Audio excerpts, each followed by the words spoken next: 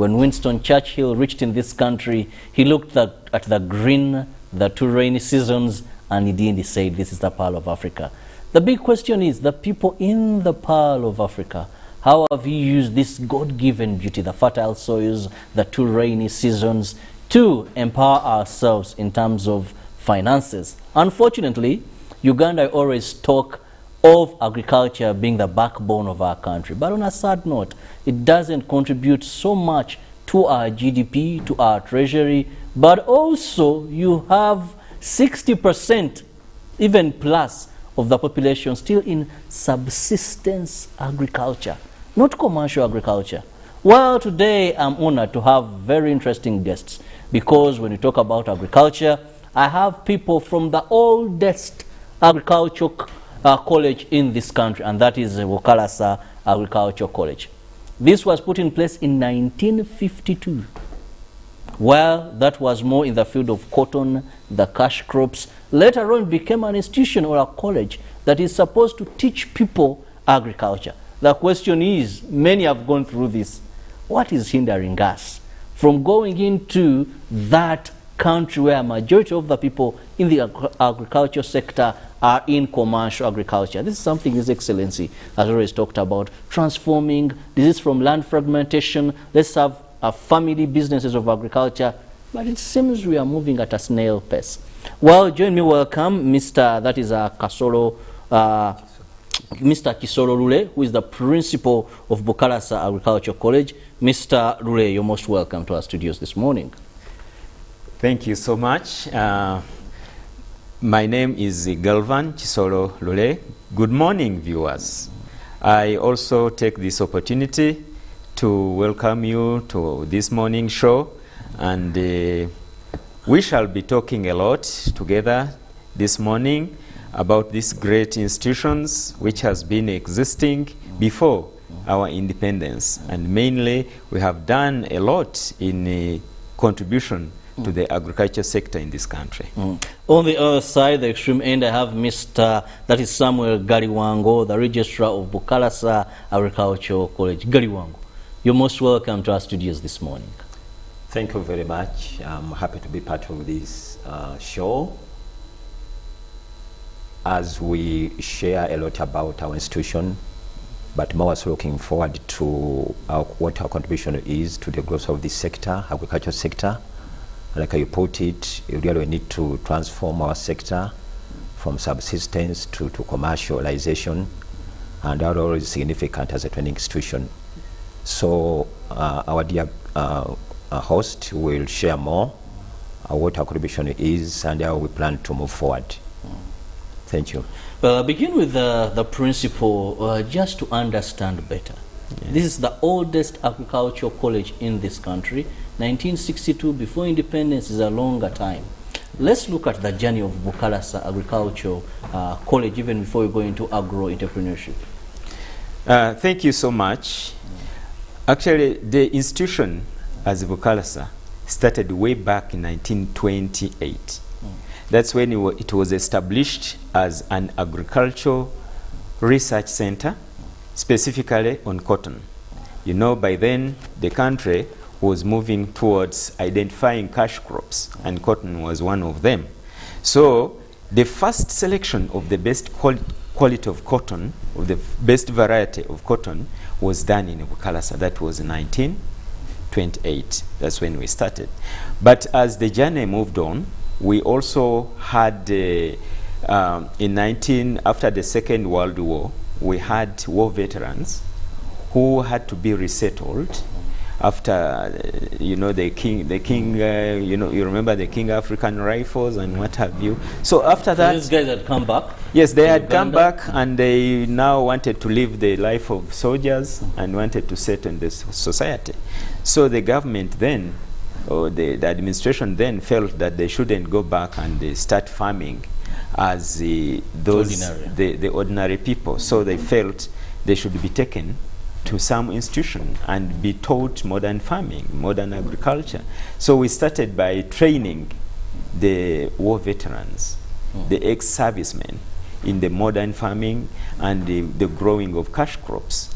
And as the journey moved on, as we moved on, the administration realized that other farmers, other than the ex-servicemen, also needed services. They also needed to be trained on how to undertake modern farming.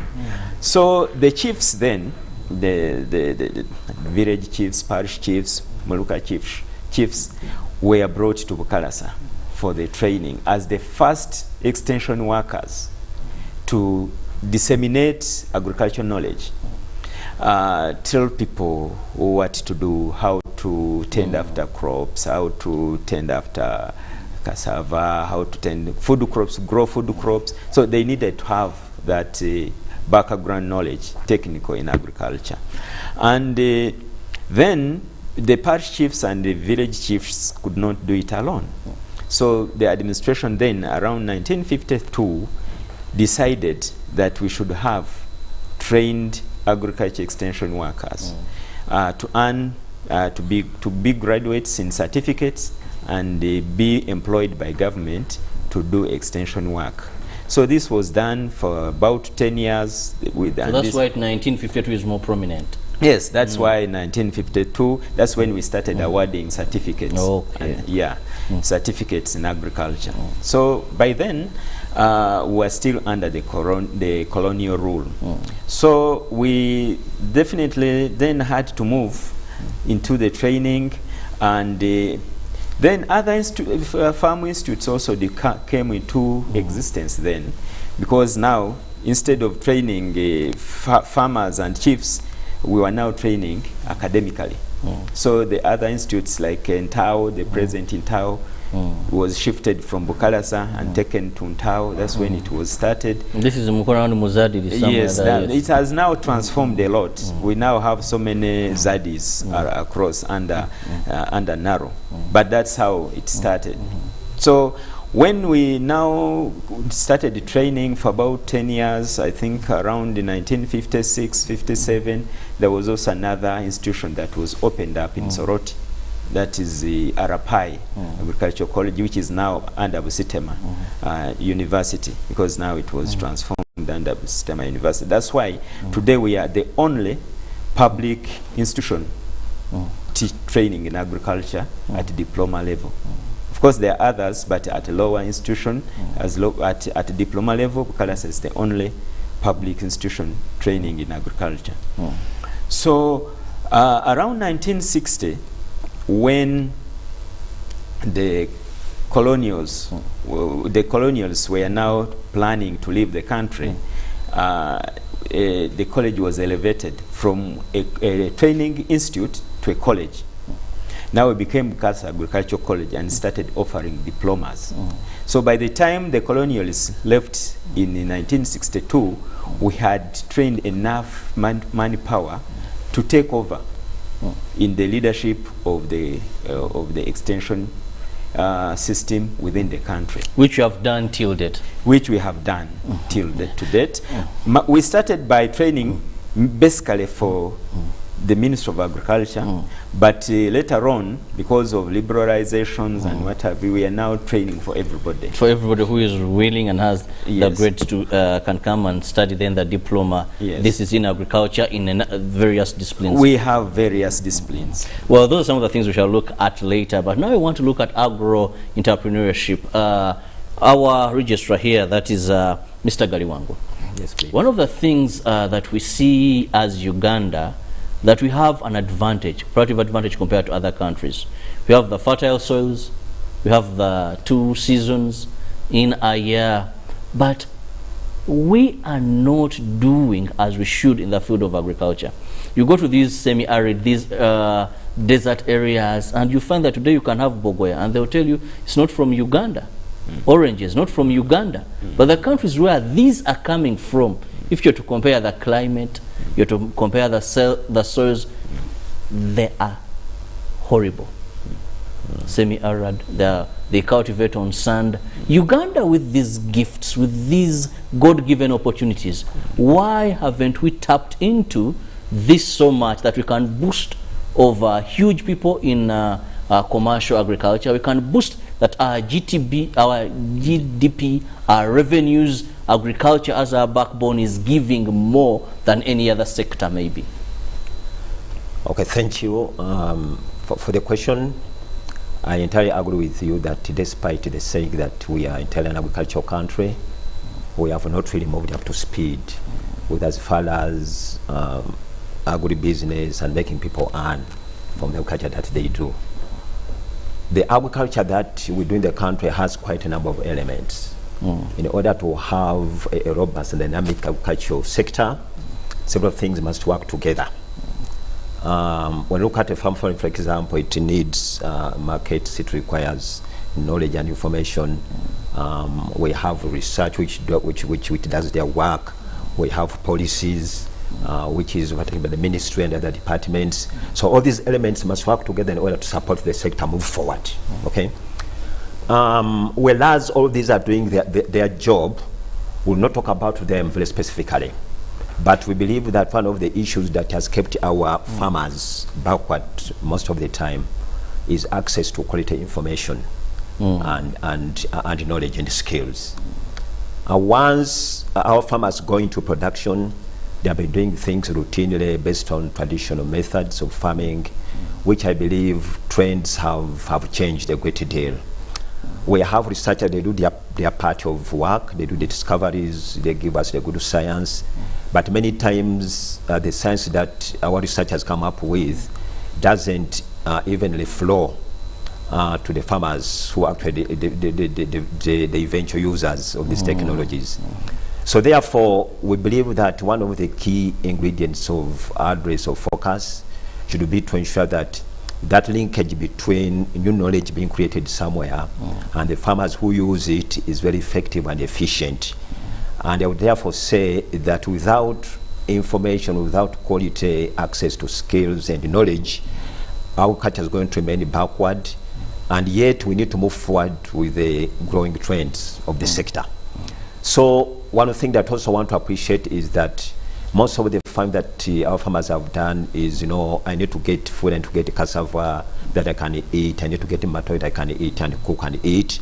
But there's a dimension that agriculture can also be income generating and can actually jump people out of poverty. So the other dimension of thinking is how do we commercialize, how do we inculcate into the farmers that farming can be a business that people can do, that can give them a decent livelihood, that can make them earn money. So many things have to change really. The attitude of the people, of the farmers, the way information gets to them, the way our markets are structured, and the way information is generated and then eventually disseminated to these eventual users. So all these elements must work together to ensure that we transform our sector to one which is peasantry currently to one that is more desirable, which is more commercialized. Yes. Mukuru Kasolo, when we talk about, Mr. Kisolo, when we talk about now ensuring that we move into commercialization of agriculture, this is an institution, Kalasa Agriculture College, that has been around for a long time. Yes. What has been your impact on Uganda's agriculture sector? Our impact, thank you so much for the question, because being one of the oldest training institutions in Uganda, and also being one of the oldest excuse me, research institutions in Uganda, some of these are historical. For example, I talked about the cotton. The first cotton that was bred for export was bred from Kalasa.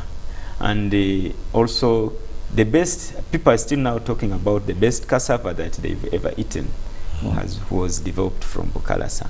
Now we have also developed some of the, we can say we have produced almost 90% of the extension workers in Uganda. Not only in Uganda, we have also had some coming from as far as Kenya, as far as Tanzania, as far as Rwanda. They've been trained in Uganda. And we also have, out of those who have gone through our hands, I would say, we have very many prominent agricultural practitioners who have passed through the hands of the institution. So we have done a lot of training. And right now, to give you a few examples, at least for the last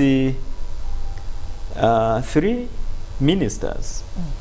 We have had they came from Kalasa. We had the Honorable Buchanayandi, is a product of Kalasa. We had Professor Mugerwa, who was a product of Kalasa. We had the honorables who chaired the Committee of Parliament on Agriculture. Honorable Lowira is is an alumni of Kalasa, and so many of them. So as I said earlier, our focus was actually on training. From 1960, we focused more on training personnel, and which we have done. And we are also continuing to transform. As I said earlier, we are working more training for the sector, for the extension sector, but now our focus is a little bit wider. That's why we are even reviewing our curricula to suit the agro-economic climate of the country. Yes. Well, talking about agriculture, we know that there is so much knowledge that happens in these agricultural institutions. Like Galiwango alluded to the fact, the problem is how do we bridge this gap?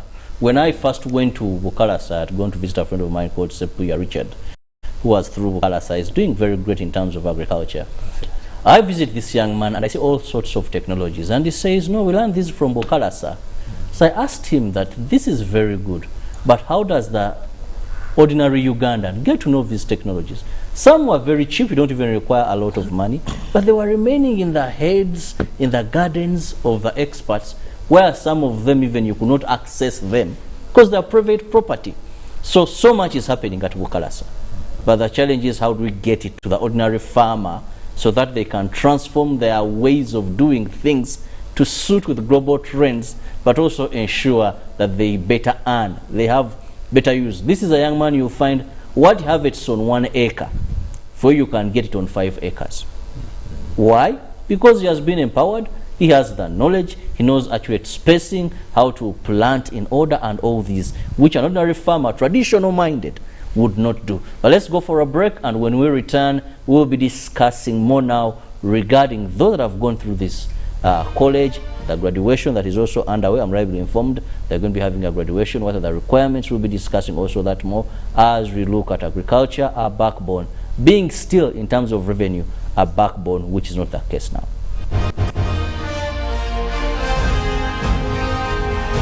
Live from UBC Studios in Kampala, this is Good Morning Uganda Extra.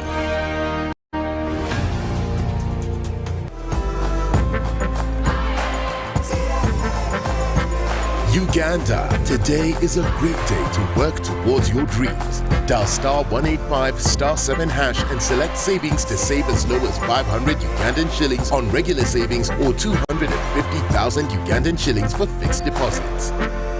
Airtel Money Super Saver is powered by KCB Bank Uganda. Airtel Money, instant, secure, borderless. T's and C's apply. Echa COVID-19 chijja kugwa only if we stay at home, observe physical distancing, wear masks properly, sanitize or wash our hands with soap and water regularly, or get vaccinated now.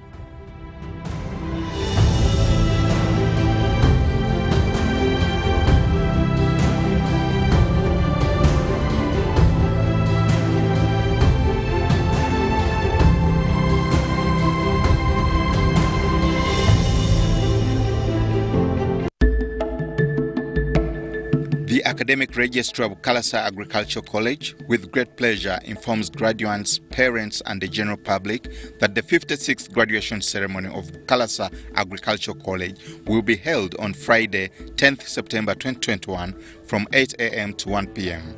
The chief guest will be the Minister of Agriculture, Animal Industry and Fisheries. The ceremony will be virtual with limited invitations. Therefore, all those authorized to attend the ceremony shall comply with the standard operating procedures stipulated by the Ministry of Health. Graduates, guardians, and the general public will follow the live streaming of the ceremony on UBC Television, YouTube, Facebook at Kalasa Agricultural College Center of Excellence, Twitter at Kalasa Agric, and on Zoom. Graduates are particularly required to pay shillings 87,900, including bank charges, into Centenary Bank account number 35100 21721. The payment is for graduation, transcript, certificate and convocation. The list of graduates for conferment of diplomas and certificates in the various disciplines is available on the college website www.bsc.sc.ug. For inquiries, please contact the Office of the Academic Registrar by mail at bsc@bsc.sc.ug.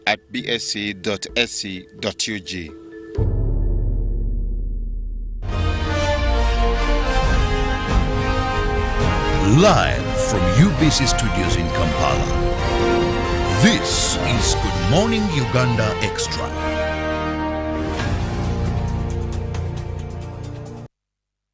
Indeed, and of course, hope for the farmers. When I was growing up, now I've aged and I've lived to see so much. Whenever it was raining, my grandmother would celebrate. Should either harvest water, which should many Ugandans not do, and you cry about water bills, but there is water harvesting, and so much you've lost. But she will tell you, the Lord has remembered us. You are going to have food, my grandson. So whenever it rains, this joy to the farmers. Though let someone crack a deal, a joke, sorry, that water is life when you don't stay in a part I won't mention, because when the MP is currently under detention, so it may not. But majority of us, water is life. Water is a sign that we are going to have food in our generaries in a time to come. Now we have the experts in this, Kalasa Agricultural College. I'll begin with the principal. When we talk about empowering the farmer, yes, first it was for our colonial masters, then we had for government to have these extension workers, then now it is open to the public that a person who has completed any level of senior forces can enroll as a student, later graduate with a certificate or a diploma in that area. But why is that gap for the farmer? Thank you so much. I think this is a very good question. I will start by thanking the government of Uganda. The government of Uganda came up with a very brilliant program called Skilling Uganda. Yeah, I've heard of that. And Skilling Uganda has done us very, very good job. One, we have focused, reoriented our training programs to suit everybody, to make it accessible to all the categories that you've talked about, but also the farmers. We have courses that are 1 day, 2 days, a week at the college, where a farmer can drive in, can walk in, be trained. You want to make feeds for your animals, how do you make feeds for your animals, how do you look after your pig, how do you maybe grow a new crop on the market, come for 1-2 days, we train you and you go. Even our structure of the training itself, for some of the courses that we have opened up under this new project, that you don't have to be in Kalasa for 2 years to complete. We have designed the curriculum in such a way that you can complete in 2 years, but you can also come and graduate after 1 semester. You take part of it, we examine you within those particular skills, and we graduate you. If you want, you come back for more until you have taken the full package, then you earn your diploma. So that is to make sure that at least if you don't have enough money for 2 years, at least you can take enough for 1 day, 2 days, 3 days, or 1 semester. That is what we are doing. We are set. We have the curricula set. All the staff have been trained, and the infrastructure is on the ground. We have put up magnificent infrastructure for this program. I love that, because many a times we have new crops that come up, and the farmer, they just know nothing apart from how best to plant these crops. We have a person who would be interested. Say passion fruit is one of the crop now that is making very good money. A sack goes for $1 million shillings now. Absolutely. And you hear people, I want to venture into this, but they are totally green. And when they try, they make these losses and never again risk commercial agriculture. That's why they remain in this peasantry way of doing things, feeding for the stomach. That is our president refers to it as chenda chonka. That we have to move away for chenda chonka. And now we're going to also the wallet as well. But coming back to Mr. Galiwango, Yes, please. you rightly said that we need to ensure this research goes to the farmers. Yes. How have you ensured this? Because most of these colleges are targeting job seekers. That a young man from senior 4 who is going to do a certificate, senior 6 who may be coming for a diploma, for them they are studying to get these qualifications to go and seek for a job. That is why today in Uganda you find someone, he says, I'm an expert in agriculture from Kalasa, but he's a DJ in a club. He's doing something on media that has connection with what he studied. So how do we ensure that now we train for agriculture, not we train for papers to take us to a next level? Thank you for that good question, our host. I'm happy to inform the viewers that the nature of training that we do is practical in the first place, is hands-on, but also realize that most of our students that we enroll for the programs, most of them have not handled a hoe, for example. They have not been to a garden. Some of them cannot identify certain crops, species, varieties, and we accommodate them, and once they come to the institution, we make them feel at home, right? And all the things we actively work on is to change their attitude. Actually, we even have a course that reads Introduction to Extension and Mindset Change, because we know if we are to prepare this younger man or woman into the sector, we need to work on the mindset for them to appreciate farming, agriculture as a noble job, as a job that actually we have to make your hands dirty in order for you to succeed. So we do that periodically. So first of all, our programming has it that every first semester when they report to the college, we have a mandatory program which is farm practices, and this is in line with the mindset change again initiatives that we have at the college. That every morning students wake up as early as 5:30 to go to the garden. Every student, regardless of the program that you come to do, they handle the hoe, they go to the garden, they do the weeding under supervision, and periodically they rotate across all enterprises that we have at the institute. So at the time of getting to class, they have basically understood why they are at the college and what they ought to do. So to us, that actually kind of gives us a foundation which to build, subsequent trainings that can empower this man or woman into becoming a very real agricultural entrepreneur. With regards to technologies, because we're a training institution and we cannot work in isolation, we highly link with the research, one or the other. And actually part of even of our governance has members from NARO, and periodically we are abreast with new technologies that find their way to our institution, right? For us, we are primarily a training institution, right? And like the principal said, the history of this college is because we're an experimental station. We did a bit of research at the station, but now we kind of transformed into training. And our mandate primarily is seen as a training institution for now. But because agriculture is a practical subject, right?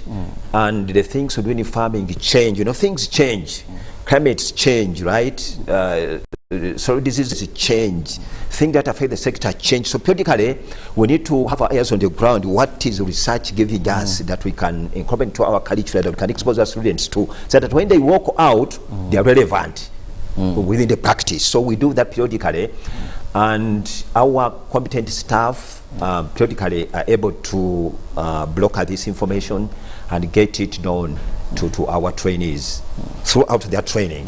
So the years they stay at the college are able to expose them to new findings, but also expose them to elements of, can somebody initiate a simple agriculture experiment? Can they kind of develop it and watch it over time? At the end of the day, come up with a finding that they can share with the others. We build these capacities within our students. And by the time they are really graduating, we believe that they can competitively manage their enterprises, they can compete with the others. In brief, suiting to the word that we usually hear at our graduation ceremonies, I remember when I was graduating, I don't know if this has become a slogan, if it is possible. we had go out there, be job creators, not job seekers. Yes. And we shout, ah! After I asked my colleagues, how many of you have been job creators and not job seekers? Yes. And you'd meet on the streets with these khaki envelopes, sending, have delivered. But we were told, going to be job creators not job and seekers. not job seekers. I hope, Kalasa, you're bringing job creators and not job seekers. Of course, knowing with technical education here had issues, that mindset problems like you've talked about, that many would say, why would I go to an agricultural college? Absolutely. Why? So let's look at what then do you offer that can give us, because truly and speaking, government of Uganda, our third world countries, need people who are solution solvers.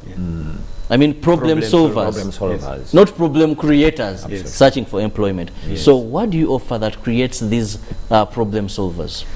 Thank you so much, Sad, for the question. I think this slogan, as you called it, is at every graduation, I would say. But at Bukalasa, we don't just talk about it because we groom it. Okay. He talked about the programs that we let students go through, and we inculcate within the students themselves. Before they leave, they already have like associations which bring them together to innovate. We have innovators club, whatever. They go out in the communities. As we talk today, we have several students, former students from the college, who have formed associations to produce, to add value to commodities, to market commodities. And this comes because, you know, when I'm not a pastor, but I know if you are preaching, you must be converted yourself. Otherwise, the people you are preaching to won't get converted.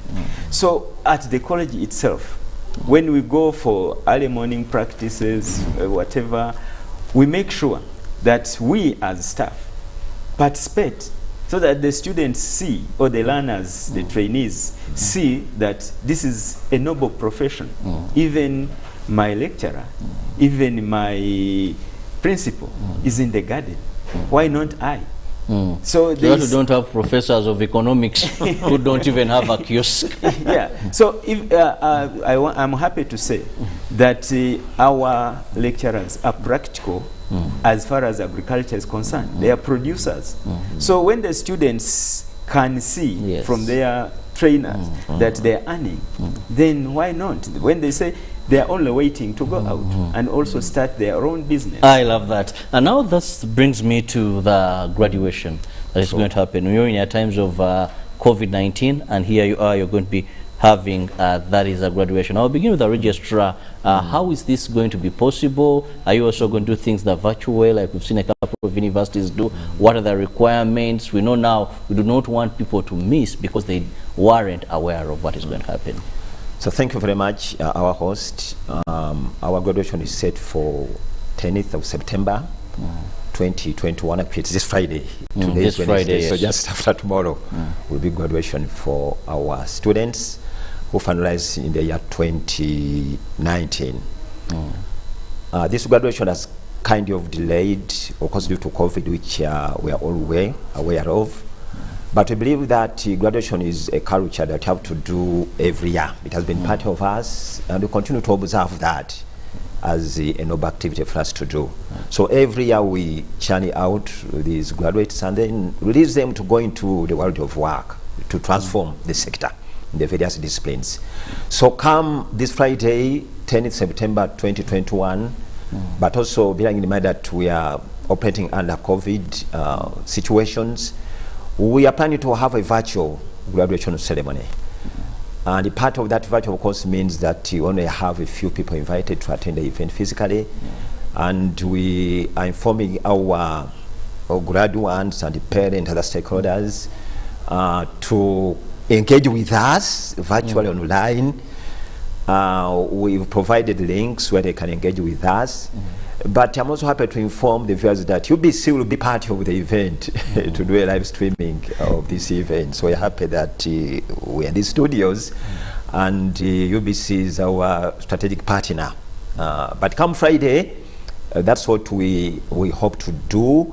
We are graduating 673 graduates, both certificate and diploma level. And out of these students, 40% are females, 60% are males. And we hope to have a joyous day. We have done quite a lot of pre-event communications, going to our stakeholders, our graduates and parents. And I believe that as information has reached wherever it's supposed to. And we are journeying towards the event come this Friday. Mr. Kisolo, let's also understand what are the requirements. You know, COVID-19, institutions have had complicated stories when it comes to graduation. Names missing, lists some are nowhere to be seen. So he's talked about that, the fact that you're prepared. But what are some of these requirements, urgent requirements? Friday is not very far. Yes, not. Of course, for the requirements as far as the graduates are concerned, one, for those who are going to be at the venue, they're expected to pay a graduation fee, basically, of 7,000 at our account, at the Centenary Bank account. That one includes even the bank charges. We also expect the graduates to be sure that at least they are invited. Because if you are not invited, you will not be able to get a seat. And of course, we have invited those who have, we are sure, have passed, don't have any retakes. The good thing, our pass rate this time was very high, but most of the graduates will be gracing the occasion from home. Most of them will be gracing from home, and of course on UBC TV, that is Friday, where we will be able to follow events as they unfold there at Kalasa Agricultural College. Let me have your final remarks, and I'll begin with our registrar here. When it comes to commercialization of agriculture, we've talked about, yes, we have people that are trained now. We no longer have scarcity, I want to believe. The college has trained so many of our children, of our sons and daughters in this area. But we still have a challenge when it comes to such education. If you're to ask children as they are filling in senior 6 or any level, how many of you would want to go into agriculture? Many would hope for doctors, lawyers, journalists, and even parents, some parents, that mindset. A child going for agriculture? Yet it has proven of late that's one of the areas, due to urbanization, where people are reaping so big. How do we change this mentality? Yeah, thank you very much.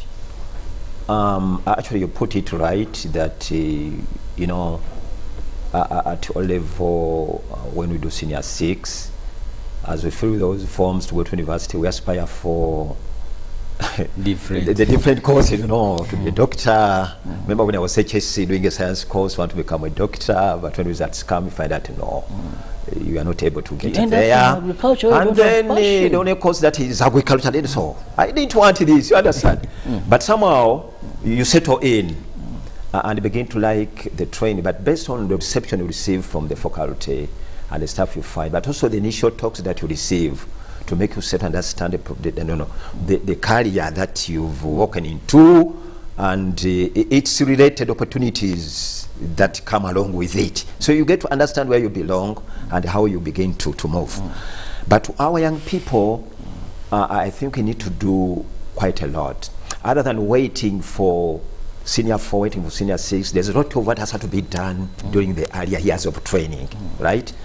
As we raise our children at home, as we run them through primary, those levels, somehow, because our culture remains significant and key to our sector, there must be those direct efforts that begin to interest children at such a young age, right? Even when families stay in urban centers, we have no space to do farming.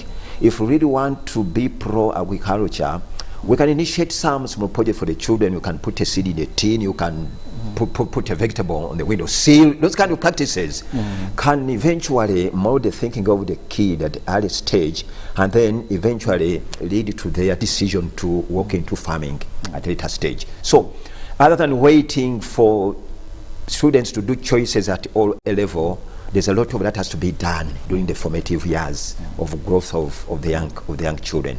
But also believe that we cannot leave agriculture to the mainstream formal training. We believe that because engagement in farming is for everybody now, and most of the people that support the sector maybe are those that have not come to O level, A level. The farmers, our fathers and mothers, did the coffee, they do the farming, but they have not come to school. So we need to bring programs that bring them on board non-formally. How can they benefit from these skills that are available at a center like Kalasa, and how can we make them become part of the mainstream of the sector? Well, I want to thank you so much. That is Samuel Galiwango, who is the registrar, Bukalasa Agricultural College. Let me have your final remarks, Mr. Chisolo Lule. Thank you so much. Our viewers, we are very happy that we have been with us all this long. To the viewers and the entire nation, I want to say that we are determined to move the agriculture sector from subsistence to commercial. And that is, as a Minister of Agriculture, that is our focus. But we have to be integrated. We have to integrate production, we have to integrate value addition, we have to integrate marketing. And this is our focus. These are the skills that we want to inculcate within our trainees. We thank so much the parents who have been with us for all these years. We thank so much the trainees, the alumni who have been with us all this time. We thank you so much, UBC, for being our partner, our good partner. And we thank so much. We have very many partners out there. We have an industrial liaison committee which is made up of practitioners in agriculture who advise us. We want to thank them so much for being and staying with us for all this long. We believe that when we stay together, we are going to achieve a lot. Well, I want to thank you so much, gentlemen, for having found time and being part of this show. I believe there is so much you've learned. First and foremost, mindset change towards the agriculture sector in this country. That yes, one man once said that men in jeans are the ones that employ those in suits. It's no longer what you do, but what you earn. And the agriculture sector has a lot of potential in this country. Let's tap into this. Let's ensure that we do not only pride in being in the Pearl of Africa, gifted with rains, fertile soils, and yet at the end of the day, we are still in subsistence agriculture. Avoid land fragmentation. Let's work together to use this land for productive projects, and we share profits rather than dissecting it. And I want to thank Bukalasa for the job well done. I believe if more of this research can get to the ordinary farmer, now with programs like you mentioned, where farmers can come and get knowledge into what they're planting, then we believe we shall not only feed Uganda, but we'll be the food basket of Africa and the world. Have a lovely day. God bless you. Stay safe. Remember, COVID is around and it is your life. You only live once, so perfect the soaps. See you tomorrow. God bless you. Live from UBC Studios in Kampala.